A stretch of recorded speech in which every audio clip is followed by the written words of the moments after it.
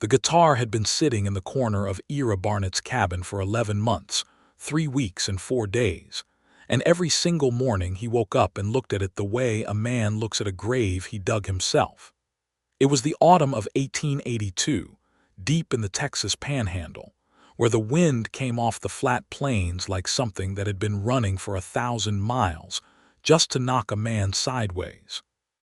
The town of Caldwell Creek sat at the edge of nowhere in particular, a small but stubborn collection of buildings that included a general store, a livery, a saloon called the Red Rooster, a church that doubled as a schoolhouse during the week, and roughly 60 souls who had decided that this particular patch of earth was worth staying on. The land was dry and wide and unforgiving, and the sky above it was so enormous that newcomers often stood in the middle of the main road for a full minute just looking up, as if the sheer scale of it might tell them something important about their own lives. Ira Barnett was 31 years old and had the kind of face that had been weathered by years of outdoor work into something that was handsome in a quiet, serious way. He ran a small cattle operation about 3 miles east of town, 1,200 acres of scrub grass and creek land that his father had started, and that Ira had expanded through a decade of hard, uncelebrated labor. He was 6 feet and 2 inches tall, with dark brown hair that always looked like it needed cutting and gray eyes that people tended to remember long after they had forgotten everything else about him. He was known in Caldwell Creek as a steady man, a decent man, someone who paid his debts and kept his word and would help a neighbor haul fence posts without being asked twice. He had also been known, before the funeral, as the man who played guitar at every town social, every church gathering, every spontaneous evening on somebody's porch when the heat broke and the stars came out. He had learned to play from his older brother Daniel, who had taught him on a Wednesday evening in 1866 when Ira was 15 years old, sitting on the back steps of their family's homestead outside Abilene. Daniel had said that music was the only thing that made a man feel less alone, and Ira had believed that completely, and for 15 years he had played because he believed it. Then Daniel had died in the spring of 1881. It had not been a dramatic death, which somehow made it worse. Daniel had been 40 years old and had developed a fever in March that the doctor in Abilene said was pneumonia. He had lasted 3 weeks and then he had not. Ira had ridden 90 miles to be there at the end, and had helped lower the coffin into the ground on a Tuesday morning, with wind blowing sideways across the cemetery. He had come home and leaned the guitar against the wall in the corner of his cabin and had not touched it since. He did not talk about it. The people of Caldwell Creek noticed, in the way that people in small towns always notice things, that Ira no longer brought his guitar to socials. They made comments, gently at first, and then they stopped making them because the look on his face when they did made them feel they had stepped on something sacred. The guitar sat in the corner and gathered dust, and Ira got up every morning and worked cattle and came home and ate supper alone and went to bed, and each day was more or less the same as the one before it. This was the life Ira Barnett was living on the first Tuesday of October in 1882, when the westbound stage from Amarillo rolled into Caldwell Creek carrying, among its cargo of mail and 1 crate of dry goods for the general store, a woman named Alberta Dawson. She stepped off the stage, and the first thing anyone noticed about her was that she was carrying 2 bags and a small wooden crate, and had not waited for anyone to help her with any of them. She set the crate down on the boardwalk, picked it back up when she realized the wood was warped on one end and the whole thing was liable to tip, and then stood in the middle of the street and turned slowly in a full circle, taking in the entirety of Caldwell Creek with the expression of someone who has been given a map and is now deciding whether the map was accurate. She was 26 years old. Her hair was the color of dark honey, pulled back from her face in a practical way that still managed to be pretty, and her eyes were a particular shade of green that was almost brown in certain lights, which meant that people who met her were never quite sure what color her eyes actually were, and sometimes thought about it later. She was of medium height and carried herself with a directness that was striking in a woman in 1882, a sense that she knew where she was going and intended to get there without unnecessary difficulty. She had come from Galveston, Texas, originally, though she had spent the last 2 years in Amarillo working as a seamstress at a dress shop owned by a woman named Mrs. Hartley.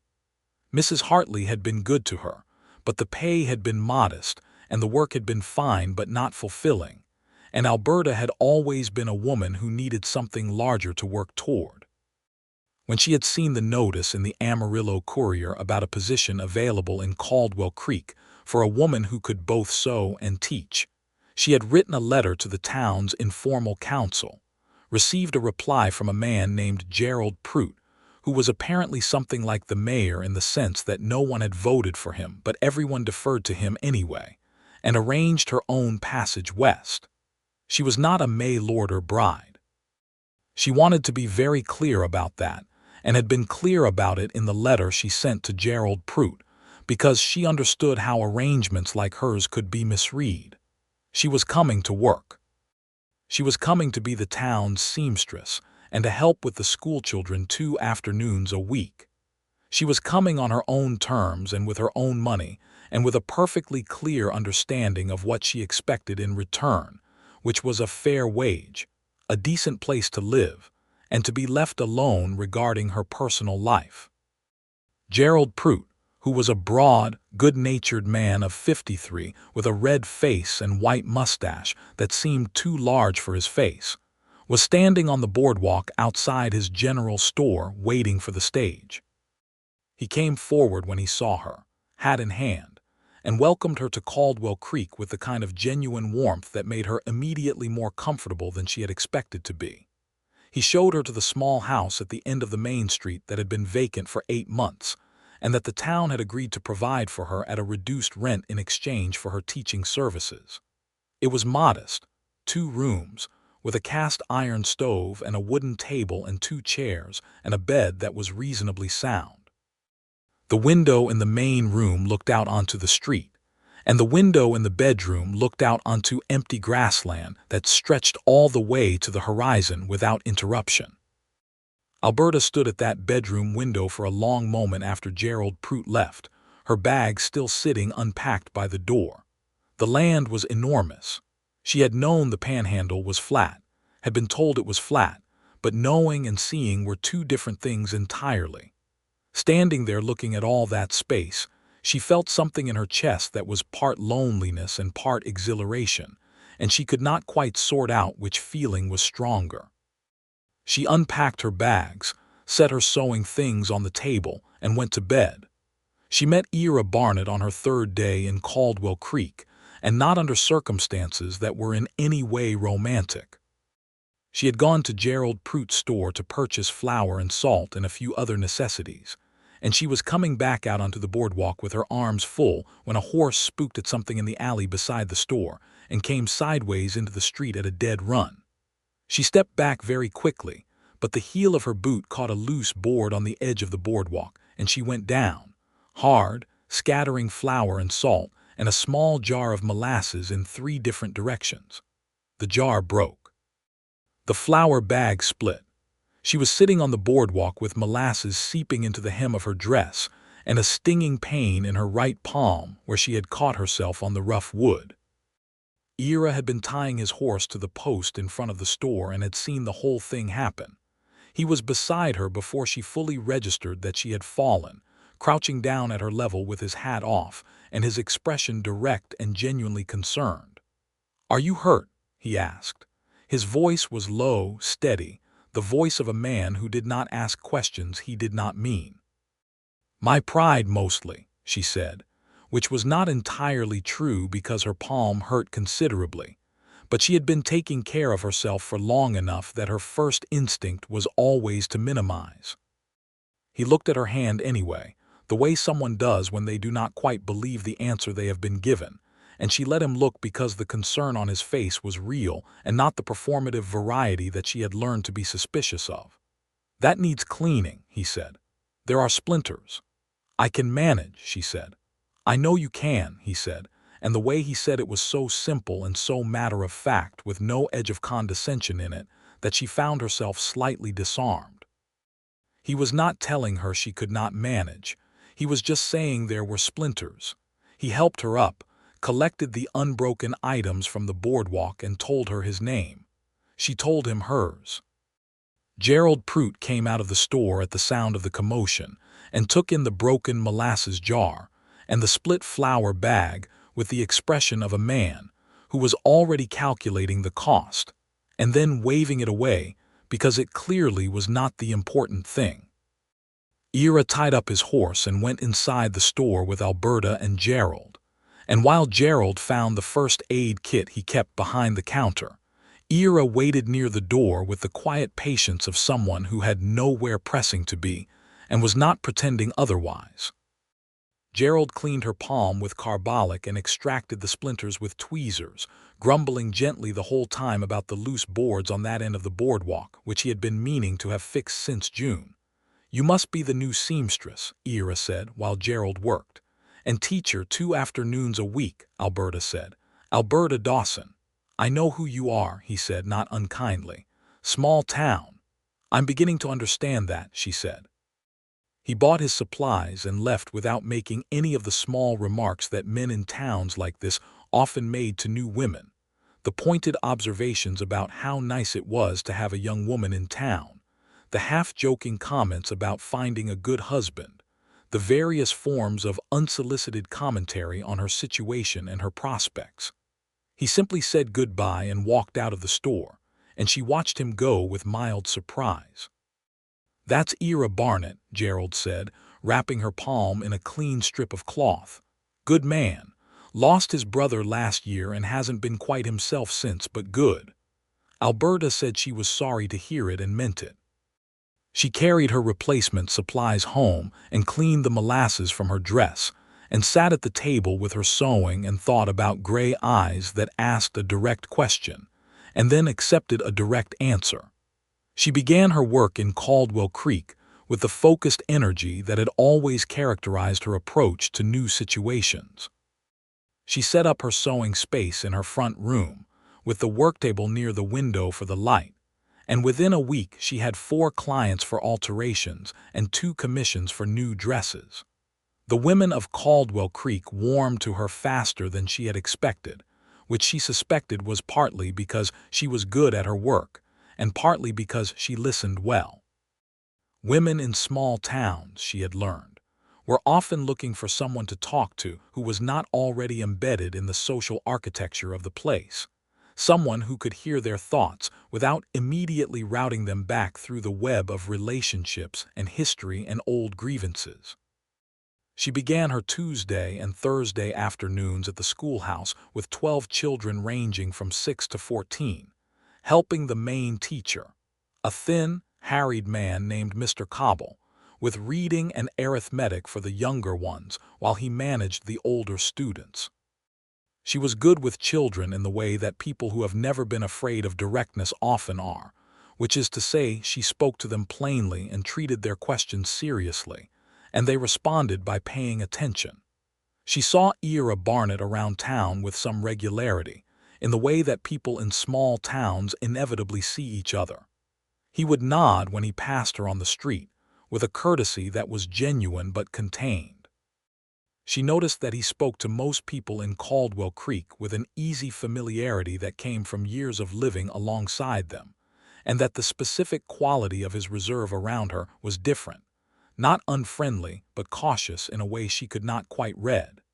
She heard more about him in pieces, the way you hear about people in small towns, through the natural accretion of casual conversation. Margaret Prout, Gerald's wife, who came to Alberta twice in the first month for sewing work and stayed considerably longer than the sewing required, told her that Ira had been a fixture at every town social for years, that he played guitar beautifully, that everyone had loved hearing him play, and that since his brother died he had simply stopped. He just stopped, Alberta asked. Hasn't touched the thing, Margaret said, her voice carrying the particular kind of sadness that comes from watching someone you care about grieve in a way you cannot reach. Daniel taught him to play. Those two were as close as brothers can be, even with the years between them. After the funeral, Ira came home and put the guitar in the corner, and that was that. The last social we had in July, Mrs. Oakes brought her fiddle and it was fine, but it wasn't the same. Ira just sat there with a cup of coffee looking at nothing in particular.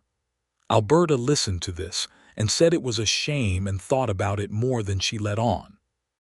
The first time she and Ira had a real conversation, longer than a greeting or a brief exchange of necessities, was at the end of October, about 3 weeks after she arrived. Gerald Prout had organized a small gathering at his house, a Sunday evening affair with about 20 people, the kind of informal social gathering that served as the town's primary form of collective entertainment. There was food on a long table, and someone had moved the furniture back to make space, and Mrs. Oakes played her fiddle while her husband accompanied on the harmonica, and some people danced and most people talked.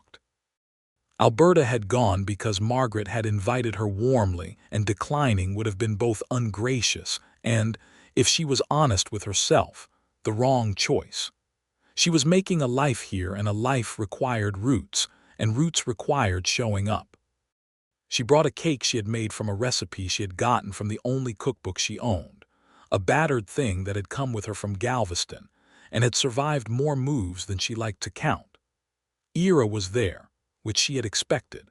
He was standing near the side wall with a cup of coffee, talking with a rancher named Cole Patterson, who was broad and loud and laughing about something with the full-body commitment of a man who finds himself genuinely funny. Ira was smiling at whatever Cole had said, a real smile, not polite, and it changed his face in a way that she found interesting to look at. She ended up near him about an hour into the evening, both of them stepping away from the dancing to make room and ending up in the same quieter corner. He spoke first. "How are you finding the town?" he asked. "I'm finding it honest," she said, which was what she genuinely thought. "People say what they mean mostly." He considered this.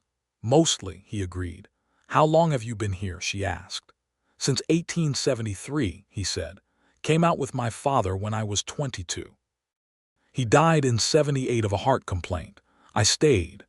"Do you like it here?" The question seemed to catch him slightly off guard, as if liking or not liking the place had not been a framework he applied to it. He was quiet for a moment. Outside, the wind had picked up and she could hear it pressing against the side of the house. "I don't think I've thought about it that way in a long time," he said finally. "It's where I am. I know it well, the land, I mean." He paused. "The land I like." "That's something," she said. "What about you?" he asked. "Galveston is a long way from the Panhandle." "It is," she said. "I needed a change, something larger to work toward." "What is that for you, the larger thing?" She looked at him with mild surprise at the directness of the question, and then realized she should not be surprised, because every exchange she had had with him had been direct. She decided to answer honestly because she had a sense that he would not use the answer against her. "I want to build something that's mine," she said. "Not borrowed, not contingent on someone else's decisions. Something I built." He nodded, and she could see that he understood this in the bone-deep way of someone who has worked land and knows the difference between tending something and owning it. "That's a good thing to want," he said. The evening wound down and people filtered out into the cold night air, and Ira held the door for her when she left and said good night with the same quiet courtesy he always showed, and she walked home thinking that she had not had a conversation that interesting in quite some time. The weeks that followed had an easy rhythm to them. Autumn deepened into the kind of spare, stripped-down beauty that the Panhandle did in October and November, the grass going gold and the sky going the deep blue of cold air, and the light turning low and slanted in the afternoons. Alberta's business grew steadily. She had enough sewing work to keep her comfortably busy, and the teaching afternoons had become something she genuinely looked forward to, especially the reading sessions with the younger children, particularly a small girl named Cecily who was 7 and had a ferocious appetite for stories. She and Ira continued to cross paths in the natural way of a small town. He came into Prute's store when she was there. They were both at the second social of the month, a smaller affair at the Oaks house. They walked in the same direction down the main street on a Tuesday morning and ended up talking for 20 minutes beside the livery without quite intending to, about the quality of the winter grazing and about whether the school needed new readers for the children, and then about a book she had mentioned and then about whether he had read it. He had. He had a small shelf of books in his cabin, he said, and he read in the evenings. She filed this away, the same way she had been filing away small details about him, without quite examining why she was keeping the file. November arrived and the cold came with it properly, the kind of cold that meant frost on the water trough in the mornings and extra wood stacked against the cabin wall.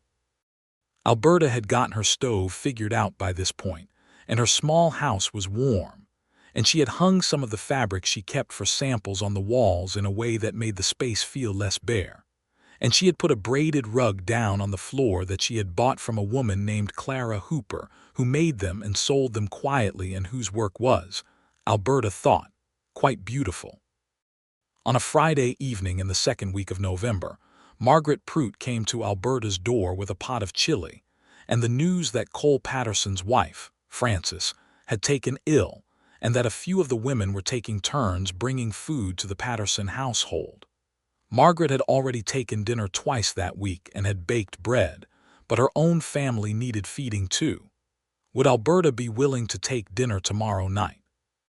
Alberta said yes immediately, because Frances Patterson had been one of her first clients and had been warmly welcoming, and because this was exactly the kind of thing you did in a town like this, the informal network of mutual care that was the real social infrastructure, the thing that held everything together. She made a pot of soup and a pan of cornbread and walked the mile to the Patterson ranch on Saturday evening just as the last of the light was leaving the sky. Cole answered the door with red eyes and the exhausted, grateful expression of a man who had been frightened for 5 days and was very glad to see food. She stayed longer than she intended, helping Cole with the dishes and sitting with Frances for a while, who was not dangerously ill but who was feverish and miserable and glad for company. When she finally headed back toward town, the night had come fully down, and the stars were out in the kind of quantity that the Panhandle sky produced in November, an absolute profusion, more stars than sky. She was about a third of the way back to town when she heard a sound that stopped her mid-step. Music. It was coming from slightly off the road, to the east, which was the direction of Ira Barnett's property. A guitar, playing something slow and deliberate, a melody that she could not name but that had the quality of something being worked out rather than performed, tentative in places, and then more certain, as if the player was both remembering and discovering at the same time. She stood there on the dark road listening for a full minute. The music was beautiful in the way that imperfect things played with real feeling are beautiful. There was something in it that made her chest feel tight in a way that was not quite sadness and not quite happiness, but was in the territory of both. Then it stopped. She walked the rest of the way home with the melody in her head and did not sleep until very late. She did not mention what she had heard to anyone. It felt private in a way she could not fully articulate, like having looked through a window into a room where someone was alone. She thought about it a great deal. She saw him the following Monday at Prute's store, and he seemed different in a small way, slightly more present than he had been in the weeks prior, as if some internal weather had shifted. He asked after Frances Patterson, and she told him Frances was improving. He said he was glad. They talked for 10 minutes in the aisle between the dry goods and the hardware, and she noticed that he laughed once, genuinely, at something she said about one of the children at school who had managed to use the same arithmetic mistake in 3 different problems in a row, and had seemed genuinely affronted when she pointed it out. She made a decision. She had thought about it carefully, because she was not a woman who made decisions carelessly, and she understood that this was a delicate thing. She had heard something that belonged to him in the most private way, and she wanted to acknowledge it without making him feel exposed or cornered. She knew from Margaret and from the general knowledge of the town that the guitar and his grief over Daniel were bound together in ways that an outsider could not fully understand. She was not going to tell him what to do or presume to know what he needed, but she could ask. She ran into him on purpose on a Wednesday afternoon, which required a minor adjustment to her usual route that she chose not to examine too closely. He was coming out of the livery leading his horse, and she was coming from the schoolhouse in the same direction, and the timing was not entirely accidental. They fell into step together for a short distance, which had become a natural thing between them in the week since the gathering at Pruitt's house. "I heard you playing last Saturday," she said. She said it simply and directly, the way she tried to say everything, with no excess weight on it. He stopped walking. She stopped too and looked at him, and his expression was the most complicated thing she had seen on his face, which was saying something because his face was generally reserved.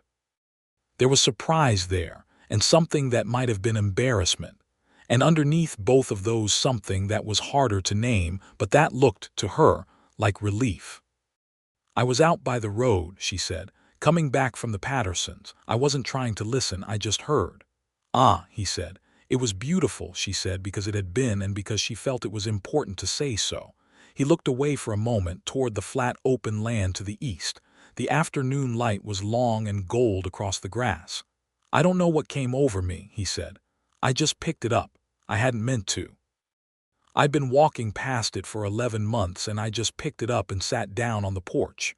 She did not say anything for a moment, which was its own kind of acknowledgement. "Would you play again?" she asked. "Sometime. For me, if you were willing." "I would like to hear you play." The question landed between them and stayed there.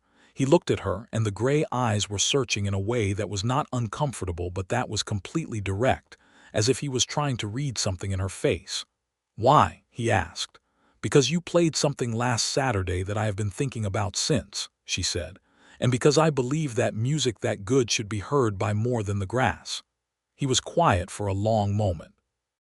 The wind moved across the road between them, lifting a small curl of dust. "I could do that," he said finally. His voice was low and careful, as if he was testing the words as he said them. "Friday evening, if you like," she said. "You could come to dinner. I make decent cornbread." He looked at her for another moment, and she watched something settle in his expression, like a man who has been standing too long and has decided to sit down. "All right," he said. "Friday." He arrived at her door on Friday at 6 o'clock with his hat in his hand and the guitar case in the other. She had not asked him to bring the guitar, only mentioned playing when he was willing, and the fact that he had brought it told her something. She opened the door and he came in, and she could see in the lines of his face a quality of effort, the particular expression of someone who has decided to do something that costs them something. She had made beef stew and cornbread, and an apple cake that she was slightly unsure about because the apples had been a little past their best. The cabin was warm from the stove, and she had put candles on the table, not in a fussy way, just because the kerosene lamp cast a yellow light and the candles were softer. He set the guitar case against the wall by the door, not the same corner of the cabin placement that he had described, but by the door where he could see it, and she did not comment on this. Dinner was easy. That was the word she kept coming back to afterward. Easy, the way a conversation is easy when the two people in it have stopped performing for each other and are simply talking. He told her about the cattle operation, about the particular challenges of winter grazing in the Panhandle, about a neighboring rancher named Bud Harvey who had been having trouble with a section of his fence, and with whom Ira had been trading labor. She told him about Galveston, about her mother who had died when she was 20 and her father who had remarried a woman named Clara who was not unkind, but who was also not Alberta's mother, and about the slow understanding she had arrived at in her early 20s that she was on her own, and that being on her own was not the same as being alone. "That's a hard distinction to learn," he said. "It took me a while," she agreed. He asked her about Daniel, which surprised her slightly because it was not a subject she had raised. But the question had come naturally from something she had been saying about her mother, about the way grief changes shape over time. "My brother taught me everything I know about music," he said, and she could hear the weight of the words, not melodrama but the plain weight of fact. "He was 20 years older than me. He was more like a father in some ways. Our actual father was a good man but a quiet one, not much for talking. Daniel was the one who showed me how to do most things." "What was he like?" she asked. He was quiet for a moment, and she could see him deciding how much to give. She waited, not pressing. "Loud," he said finally, with a small smile that arrived briefly and then faded.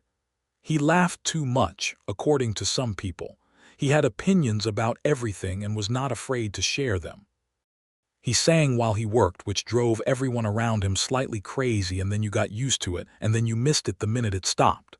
His voice had gone quieter on the last sentence. He looked at his hands around his coffee cup. "He was the best person I knew." "I'm sorry you lost him," Alberta said, and she meant it in the precise way, the way that doesn't reach for comfort but just acknowledges what is true. He nodded once, accepting the acknowledgement. After dinner, after she had cleared the table and he had helped without being asked, they sat in the two chairs near the window, and for a while neither of them said anything about the guitar. She had made more coffee, and the wind was picking up outside, and the candles on the table moved in the small drafts that came through the window frame. Then he said, "I suppose I could play something." He got up and got the case and opened it and took out the guitar with the deliberate care of a man handling something sacred.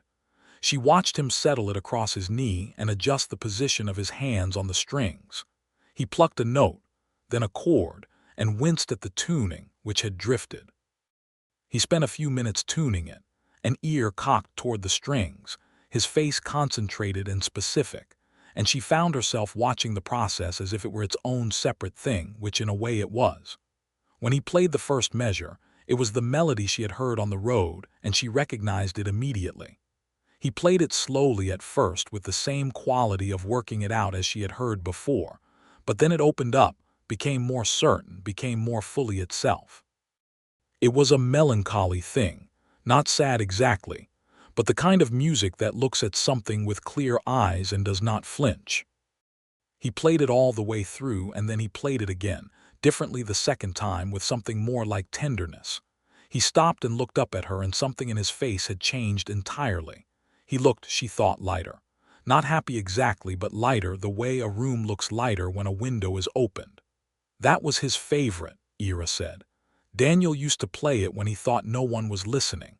I learned it by ear, just from hearing him do it so many times." "It's extraordinary," she said quietly. He played for another hour.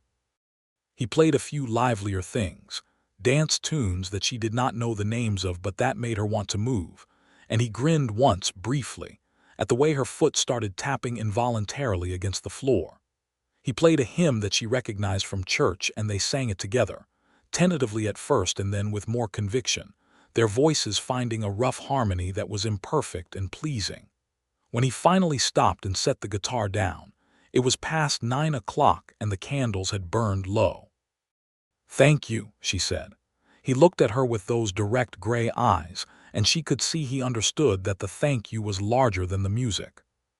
"Thank you," he said, and then, with the simplicity that was his characteristic mode, "I forgot what it felt like." He left shortly after, and she stood in the doorway and watched him walk down the dark street with the guitar case in his hand, and she thought that she was in considerable danger of being in love with this man, which was both alarming and, underneath the alarm, the most alive she had felt in quite some time. November moved into December. The cold settled in with authority, and the town of Caldwell Creek contracted slightly around itself, the way small places do in winter, with more evening gatherings and more shared meals, and a general drawing inward that was not unpleasant when you were inside it. Ira Barnett played at the December social, and the effect on the room was something Alberta witnessed with a particular quality of attention. People turned when the first note sounded, turned with recognition, and something that was more than recognition, something closer to relief. Margaret Prout put her hand over her mouth. Old Bill Tasker, who was 68 and had been in this part of Texas since before the town existed, looked at Ira for a long moment and then nodded in a slow, deliberate way that said more than most speeches. Ira played 4 songs and then handed off to Mrs. Oakes and her fiddle, but the room had a different quality for the rest of the evening, warmer, less cautious. People danced with more conviction. Cole Patterson, whose wife Frances was recovered and standing by the fire looking healthy again, danced with her through 3 songs in a row and then pulled her into the corner and said something in her ear that made her laugh.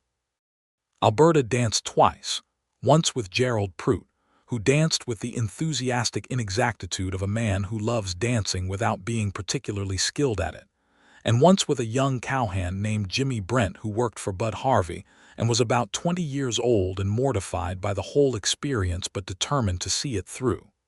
She was aware of Ira watching her dance with Jimmy, and she was aware of being aware of this, and she filed it without comment. Later in the evening, Ira found her near the food table and asked her if she would like to take a walk outside.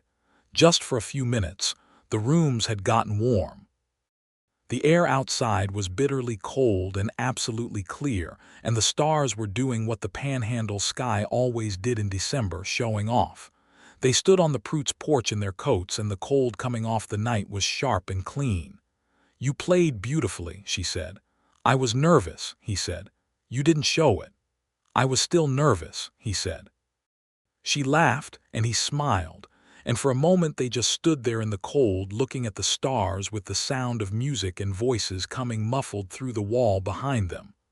"I want to ask you something," he said, and his voice had the quality of a man who has been working up to a thing. "All right," she said. "Would you be willing to spend some time with me? Not at socials and not by accident, I mean deliberately, on purpose." He stopped and seemed faintly annoyed with himself for the awkwardness of the phrasing. "I mean that I would like to spend time with you." She turned to look at him. His breath made a small cloud in the cold air, and he was holding her gaze with the directness that she had stopped being surprised by but had never stopped appreciating. "Yes," she said simply. "I would like that." The relief on his face was so visible and so honest that she had to resist the urge to laugh again, not at him, but with something like tenderness. They stood outside a little longer than the excuse of needing air required, talking in low voices about nothing in particular, and when they went back inside, they did not stand together in any pointed way, but the quality between them had changed, and anyone watching could see it, which in a town of 60 people meant most of the room. December deepened and the holiday came and went with the modest, warm quality of a small-town Christmas, with a service at the church that doubled as the schoolhouse, and a town, gathering with gifts for the children, and Alberta made gingerbread with Cecily and her mother at the little house, and was more content than she had expected to be.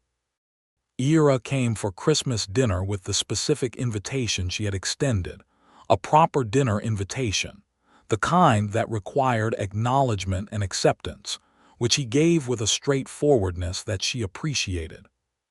He brought a bottle of decent whiskey from the saloon's back supply, and a small parcel wrapped in paper that turned out to be a book, a novel she had mentioned once in passing that she had wanted to read, and he had somehow found at a bookseller in Amarillo through the mail, which told her he had been paying attention to things she said, and had taken the trouble to act on what he heard. She gave him a scarf she had knit, dark blue wool, which she handed to him with less ceremony than she felt about it. He wrapped it around his neck at the table and kept it there through the whole meal, and she did not comment on this. After dinner they sat by the stove while the wind howled outside, and he read to her from the book he had brought, because she asked him to, and she sat across from him and looked at this serious, quiet man with the gray eyes and the blue scarf and the low, steady reading voice, and thought, with great clarity, that she was not in danger of loving him anymore. She was already there. The question was whether he was in the same place, which she believed he was, but believing and knowing were 2 different things, and she had learned long ago not to build structures on ground she had not tested. The first week of January 1883 arrived cold and still, with ice on the water troughs every morning and the cattle requiring extra hay. Ira spent most of that week on the ranch dealing with winter demands, and she spent it sewing and teaching and thinking about him more than was strictly useful for either activity. It was Cole Patterson who, entirely without meaning to, moved things along. He was in Pruett's store on a Wednesday morning when Alberta was there, and he was in the kind of mood that certain men get into when they have a thought they believe is obvious and cannot understand why it has not yet been acted upon. "Alberta," he said, with the direct energy of a man who has decided to say a thing, "Ira Barnett is going to let himself get old and lonesome if someone doesn't give him a reason not to. I'm not saying you're that reason. I'm just observing." "Cole," Gerald Pruitt said from behind the counter, in the tone of a man who has learned that the best way to handle Cole Patterson is to insert his name into the conversation as a kind of warning. "I'm just saying," Cole said, unabashed. Alberta looked at Cole Patterson with an expression that gave him nothing at all, which he could not read and which she intended, and she bought her things and left the store. She walked directly to the livery where she knew Ira sometimes spent a morning when he was in town, and she was correct, because he was there talking with the liveryman, a tall, weathered man named Peter Cass, about the condition of one of his horses. She waited until their conversation reached a natural pause, and then she told Peter good morning, and she told Ira she had something to say to him, and would he walk with her for a minute. They walked down toward the end of the main street, away from the store and the bustle of the morning, toward the quieter end where her house sat with its window looking out at the grass. "I'm not going to let things stay unclear between us," she said, "because I am not built for that and I don't think you are either." He stopped walking and turned to face her, his full attention on her, and she had the sense of a man who is both braced for something and hoping for it simultaneously. "I have feelings for you," she said, "not the casual kind, the kind that I think about seriously and do not treat lightly. I understand that things are complicated for you in ways I may not fully know. But I believe you have feelings for me as well, and I would like to know if I'm right." He was looking at her with an expression that she had never seen on his face before, open in a way that his face generally was not, everything he was feeling right there on the surface. "You're right," he said. "All right," she said. "I love you," he said, and the words came out with the same quality as everything he said, direct and without excess, the way a man states a fact he is certain of, and the simplicity of it went straight through her chest. She stepped forward and put her hand against the side of his face, and he turned his face slightly into her hand with a movement that was involuntary and entirely unguarded, and she stood up on her toes and kissed him. He kissed her back with the same directness, and it was cold in the January street, and the wind was blowing, and neither of them paid any attention to either of those things for a considerable moment. When they stepped back, he had his hands on her arms and was looking at her with the expression of a man who has been handed something he was not certain he deserved, but who is not going to question the gift. "I love you too," she said, "since you didn't ask but should have." He laughed, the full real laugh that transformed his face entirely, and she decided then and there that making him laugh was something she intended to pursue with deliberate effort for as long as she possibly could. January and February brought the two of them together with the settled ease of two people who have stopped pretending about what they want. He came to dinner twice a week, sometimes 3 times, and on Sundays they took long walks on the land east of town, bundled against the cold, and he showed her things about the Panhandle that she had not known how to see. The way the creek ran underground in certain sections and only surfaced in the shallower bends. The way to read the cattle's behavior in winter weather to tell what the next 2 days might bring. The particular quality of the light in February that was different from January's light in ways she gradually learned to distinguish. She told him things she had not told many people. about her years in Galveston with her mother, and the particular loneliness of being a girl whose mother was the most interesting person she knew, and then losing her at 20. About the stepmother Clara, who was not cruel but who was indifferent in a way that was its own kind of cold. About the 2 years in Amarillo that had been productive and empty at the same time, and the relief she had felt stepping off the stage in Caldwell Creek, which she had not fully understood until she had been here long enough to see what there was to feel relieved about. He listened with the quality of someone for whom listening is not passive but active, a careful, present engagement with what he was hearing. He told her more about Daniel as the weeks went on, not in any orchestrated way, but gradually, the way you give pieces of something when trust has been established completely. He told her about the summer when he was 8 and Daniel had taught him to fish, and they had spent a whole day on a creek near Abilene without catching anything and had a wonderful time. He told her about a fight they had had in 1875 that had lasted nearly a year, a disagreement about land and money that had cut deep, and the reconciliation that had made them closer than they had been before. He told her about the 3 weeks of Daniel's illness and the quality of that time, the specific texture of watching someone you love diminish and holding on and hoping and then not having hope, and how at the end Daniel had held his hand and told him to live well, as if he knew Ira would need the direct instruction. "He knew you," Alberta said. "He did," Ira said. "And is this living well?" she asked, not as a challenge but as a real question.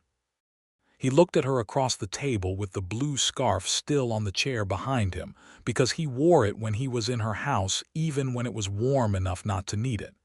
"Yes," he said. "Yes, I think it is." March arrived, and with it a warmth that was still cold but promised not to be. The cattle were doing well. The ranch work was the productive, busy kind rather than the desperate survival kind, and Ira spent less time with his jaw set against the wind and more time with the look of a man whose life has found its proper shape.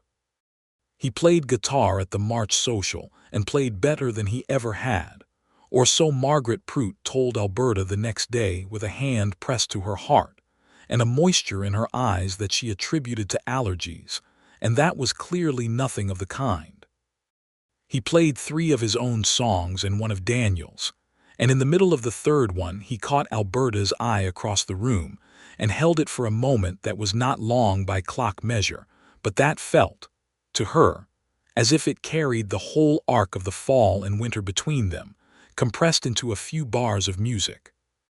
She went home and sat at her table and looked out the window at the dark spring night and thought about what her life was becoming, and found that she was deeply, quietly happy in a way she had not been since before her mother died. The question of the future came up not in any formal or ceremonious way, but in the natural progression of 2 people who are making real plans.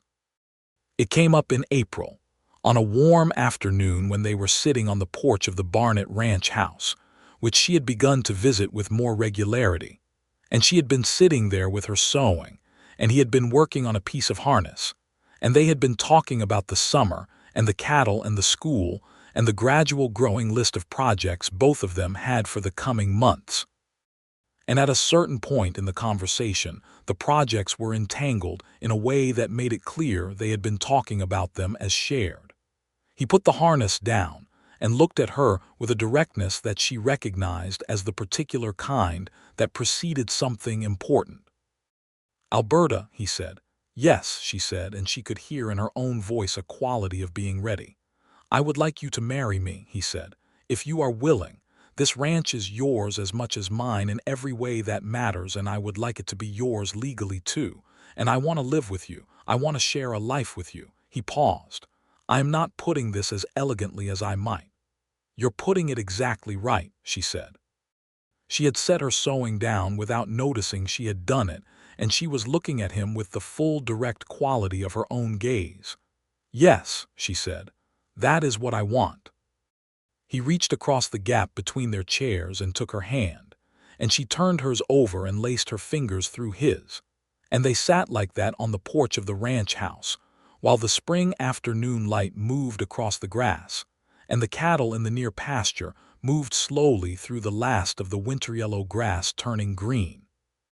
They were married on the first Saturday of May 1883, in the church that was also the schoolhouse, which was as full as 60 people could make it, with wildflowers that Alberta had picked herself along the creek, and a dress she had made in the 2 weeks before the ceremony, which was the finest thing she had sewn since coming to Caldwell Creek, and would remain, she thought, the finest thing she had ever made.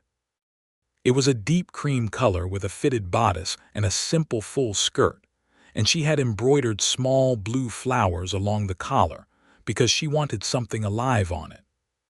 Ira stood at the front of the church with Cole Patterson beside him, looking like he had been polished to his best, which in Cole's case meant he had combed his hair and put on a coat that fit him.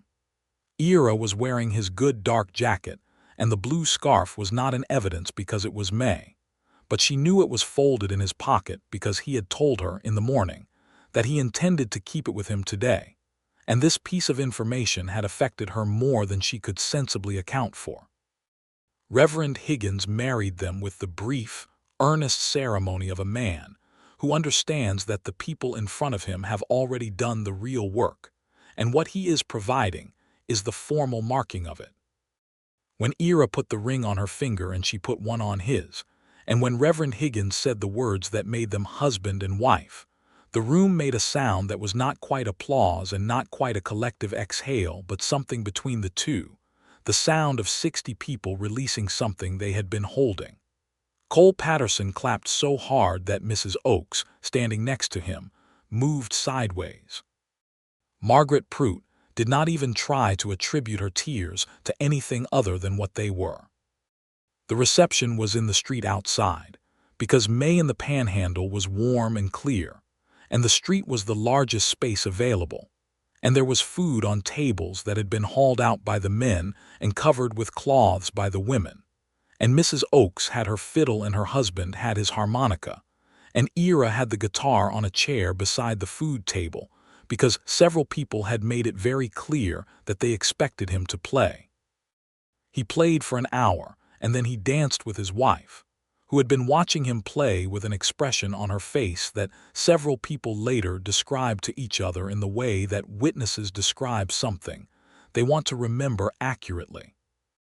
They danced 3 dances, and then he stopped dancing and just held her on the edge of the crowd, his arm around her and her head against his shoulder, and the music continued around them, and the evening light was golden, and the smell of the Panhandle spring was grass and creek water and somebody's pie.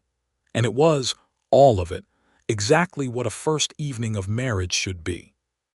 They moved into the ranch house together, and Alberta brought her things and made the house theirs in the way that she made everything, with direct intention and clear vision.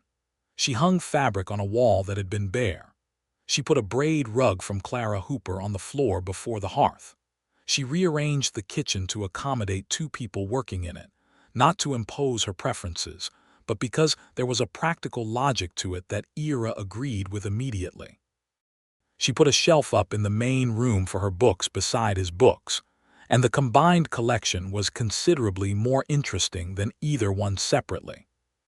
The guitar had a proper place now, not in the corner gathering dust, not leaned cautiously by the door, but on a set of wall hooks that Ira had put up himself, in the main room where the light was good in the mornings. It hung there with the same presence as the other things they had chosen to keep close. He played most evenings, not always for long, sometimes just a few minutes while she read or sewed, the music moving through the house the way that music moves through a house when it belongs there, woven into the daily fabric of the place rather than performed. She would sometimes look up from her book and watch him play without his knowing she was watching, and there was a quality in his face when he played that she had come to understand was the place in him that was most completely itself, where the reserve and the quietness opened up and whatever was underneath came through in the music. She loved this about him with a specific fierceness, loved that she had asked him to play and that he had come back to himself through it, loved that his grief over Daniel was no longer something that closed doors in him, but had been transformed into something that he carried with the music, openly. He knew she watched him. He knew and did not say anything about it. But sometimes when he finished playing, he would look up and catch her watching and smile the small, real smile that he did not give to everyone, only to her. And she would smile back and go back to her book, and the evening would continue in its warm, steady, domestic way, which was to her one of the most beautiful things she had ever known. Summer came, and with it the full heat of the Panhandle and the particular kind of work that summer demanded: the cattle, the fence, the grass, the water. Ira worked hard, and Alberta worked hard, and they worked some things together and some things separately. And the ranch was growing in the slow, incremental way that things grew when they were being built right. Alberta kept her sewing work, though she had reduced it to 3 days a week now that the ranch demanded her energy too.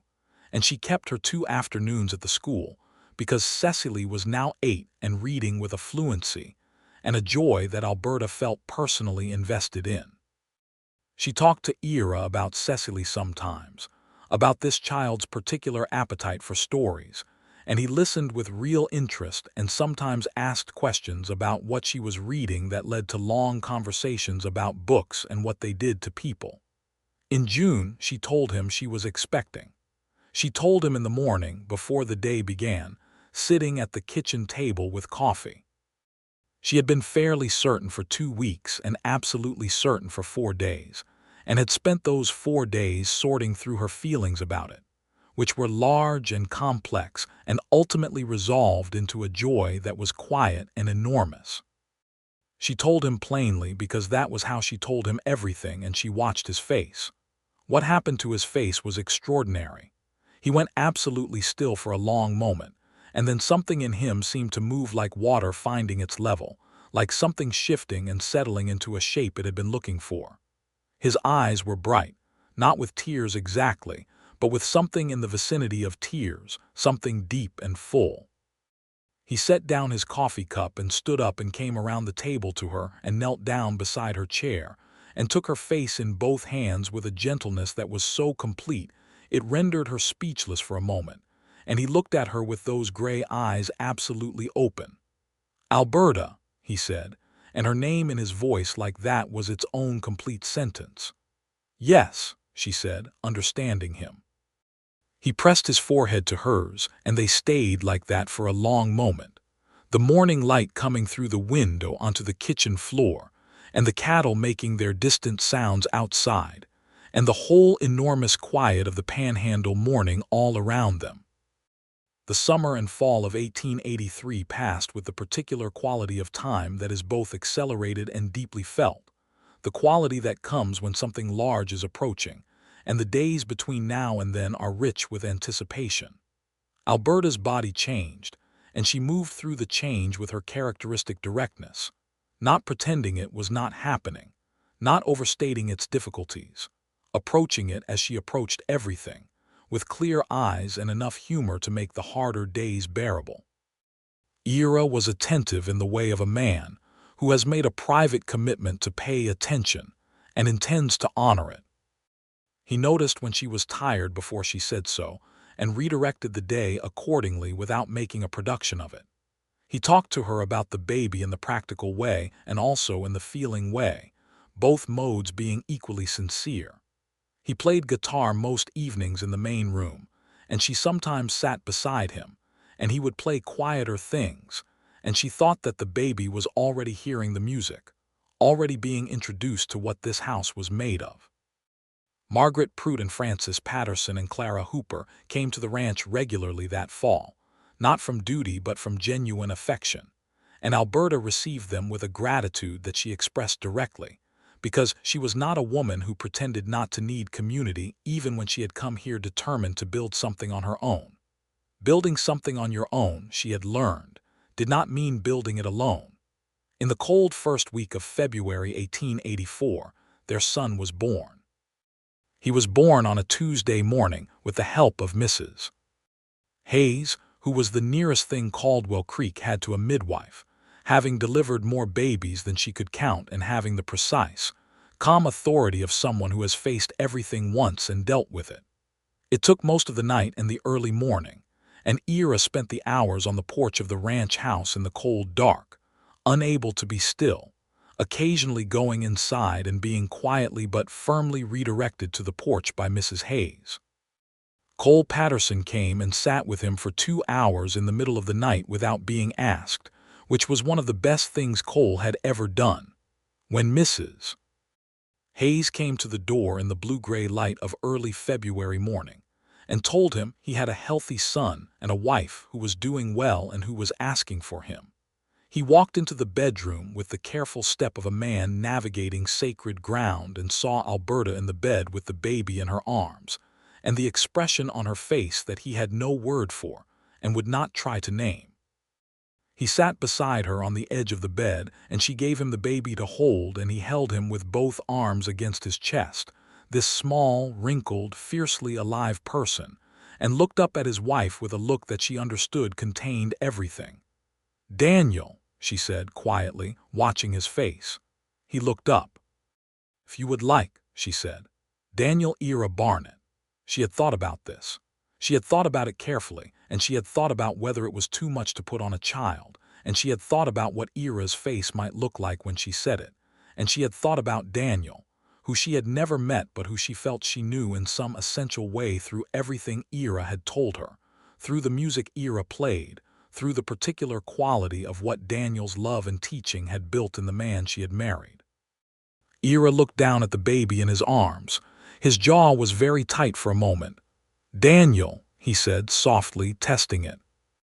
The baby shifted against him, making the small, adjusting movements that new babies make. "Yes," Ira said. His voice was rough. "Yes, Daniel."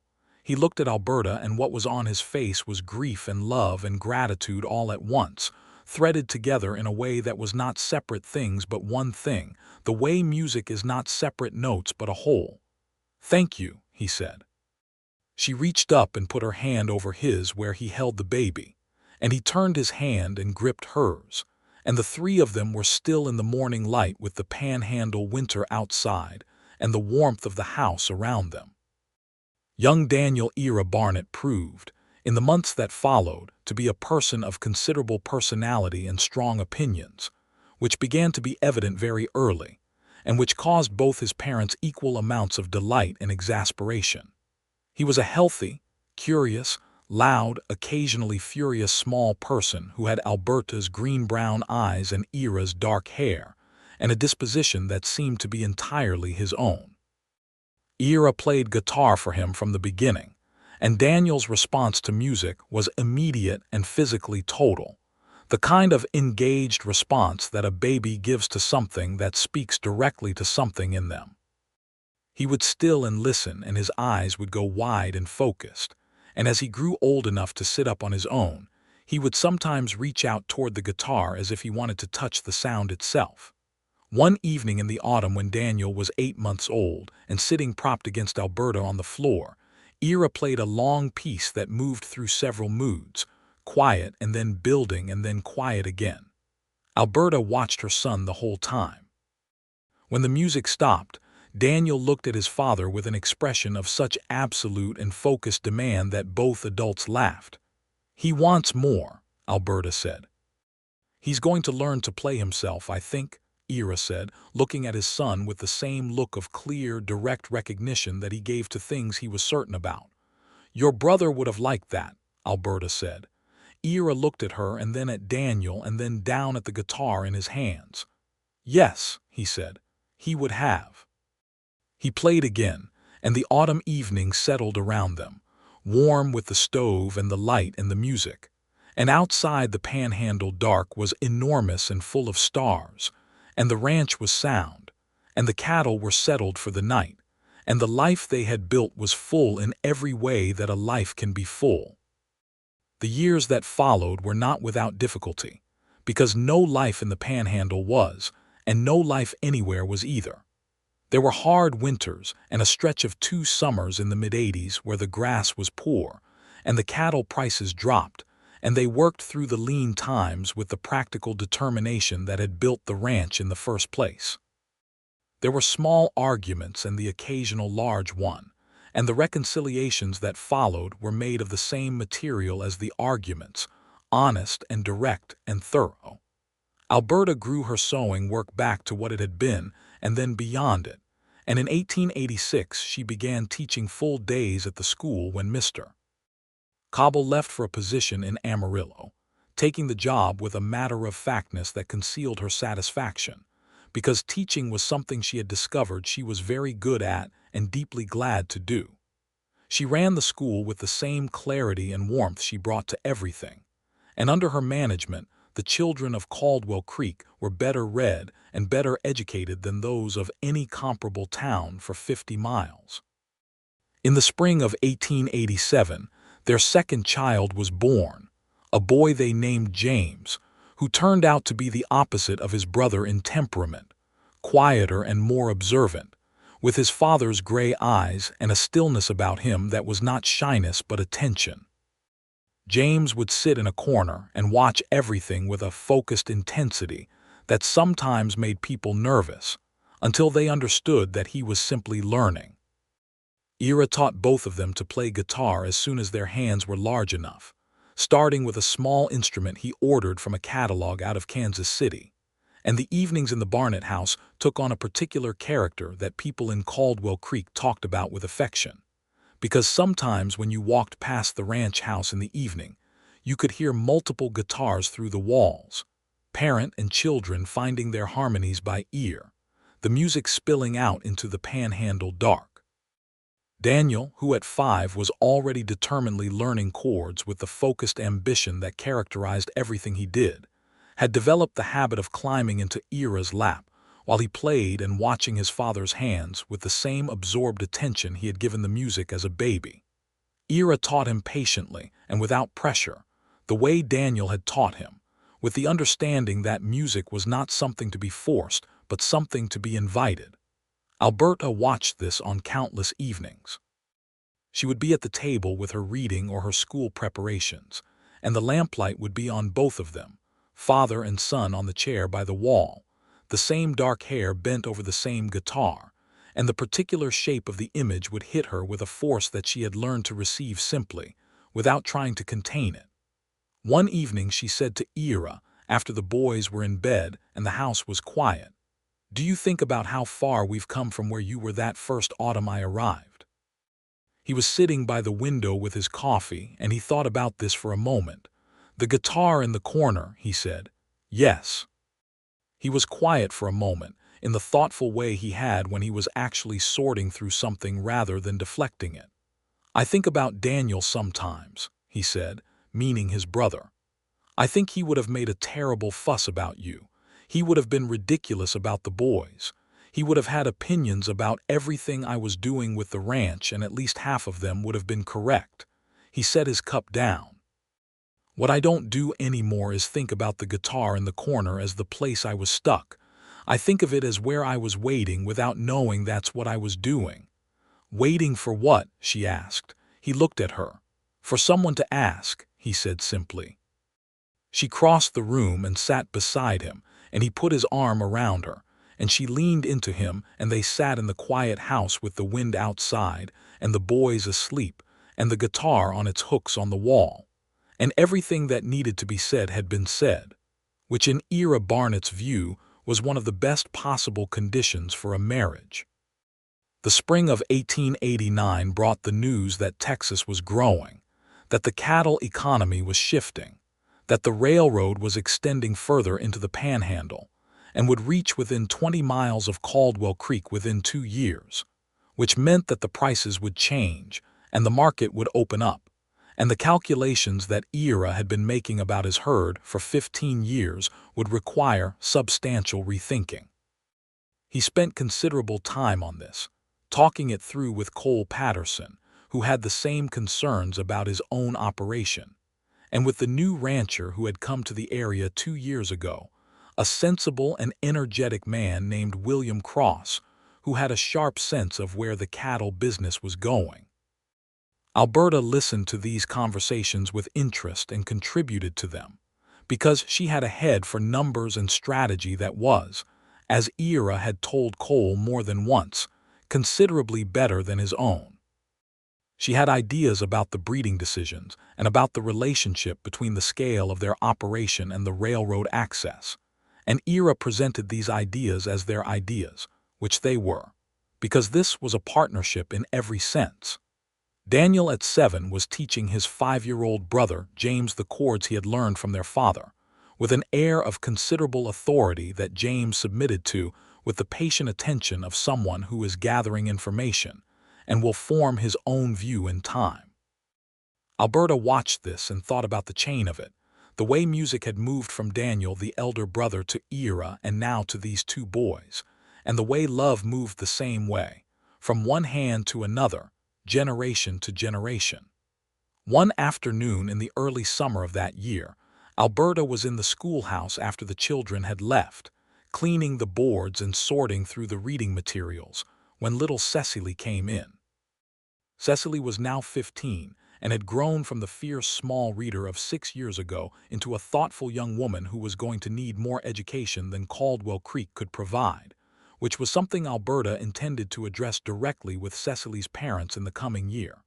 Cecily helped Alberta stack the readers and then sat at one of the desks with her hands folded with the air of someone who has something to say. "Mrs. Barnett," she said. "Yes, Cecily." "Can I ask you something about how you got here?" Alberta looked at her. Cecily had a direct gaze that Alberta had always liked. "You can ask me anything," she said, which was what she always told the children because she believed it. "You came by yourself," Cecily said. "When you first arrived, you didn't know anyone. Did you know it was going to be all right?" Alberta was quiet for a moment, thinking about how to answer this honestly. "No," she said. "I didn't know. I believed it was possible. I believed I had the things I needed to make it all right. But I didn't know." Cecily thought about this. "What were the things you needed?" "Work I was good at and cared about," Alberta said. "The willingness to show up and be honest, and the patience to let things become what they were going to become." She looked at Cecily. "Are you thinking about leaving?" Cecily nodded. "I want to study properly. My parents think there's a school in Amarillo." "There is," Alberta said, "and you should go." "But you chose to stay here," Cecily said. "I chose this life," Alberta said. "That's different from staying because there was nowhere else. You should go and learn and then choose your life.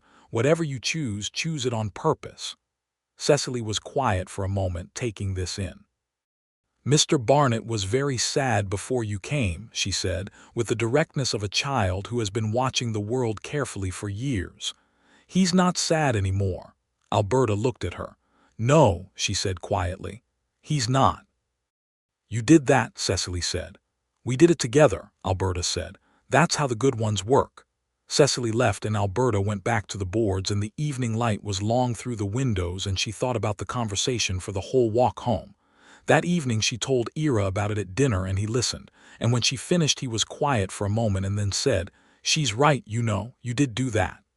"I asked you to play," Alberta said. "That was all I needed," he said. She looked at him. "I don't think that's true. I think you were already getting there. I heard you playing from the road before I ever asked. You had already picked the guitar back up." He considered this. "Maybe," he said, "but without you asking I might have put it back in the corner." "You wouldn't have," she said, "sir." "How do you know?"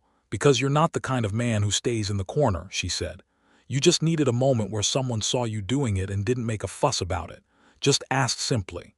He looked at her with the full gray-eyed directness that she had been the subject of for 7 years now, and that she never found less compelling.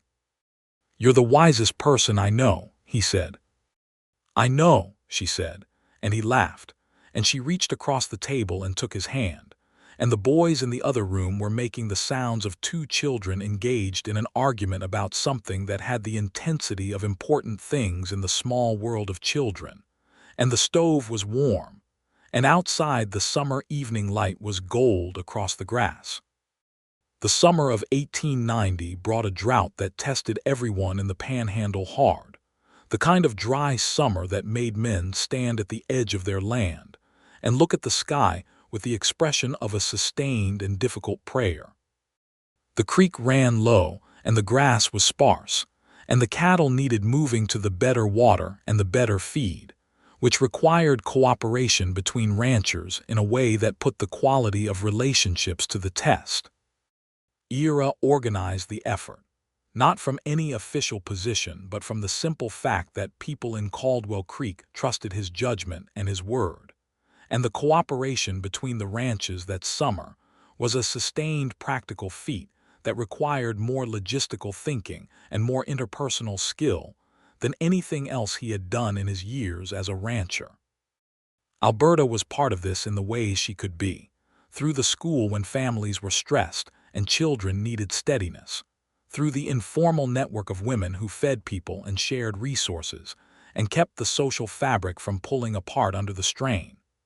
Cole Patterson's operation took the hardest hit, and there was a period of 2 months in July and August where Cole was in genuine danger of losing a significant portion of his herd. It was Ira and 2 other ranchers who made the arrangement that allowed Cole to use their pasture access and their water without terms that would have amounted to charity, because Cole was too proud for charity but was capable of accepting a fair arrangement, and Ira knew him well enough to thread that needle. Francis Patterson came to the ranch one evening in late August and sat at the kitchen table with Alberta for an hour, and did not say much but whose presence communicated a gratitude that was too large for words. Alberta gave her coffee and cornbread, and the specific kind of company that does not require conversation, and is its own form of help. When Francis left, Alberta told Ira about it. He was at the sink and he turned around and leaned against it and looked at her.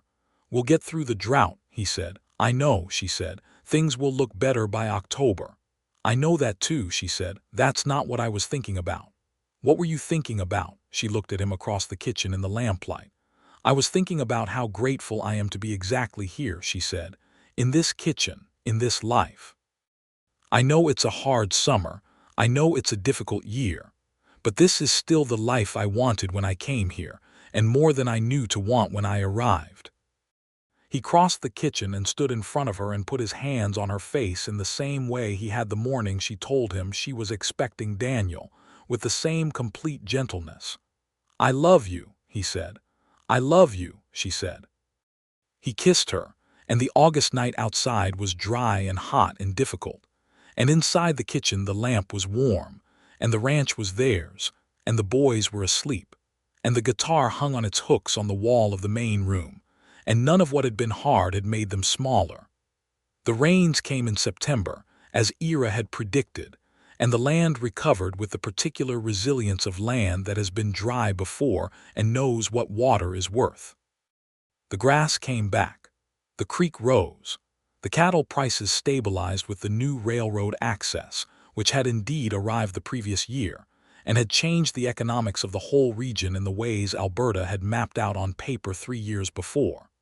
By the spring of 1891, the Barnett Ranch was on sound footing, larger than it had been, run with the accumulated wisdom of nearly 2 decades of Ira's work and the sharpened practical intelligence of the partnership they had built together.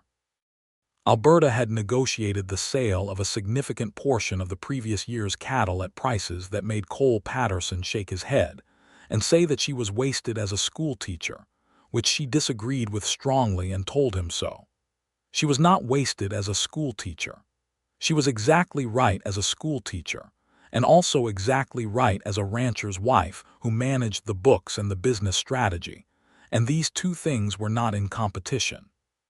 Cecily had gone to Amarillo to study, as Alberta had encouraged, and wrote letters regularly that Alberta kept in a small wooden box on the kitchen shelf, along with Daniel's first attempt at writing his name and James's drawing of a horse that looked more like an oval with legs, and that she loved unreservedly.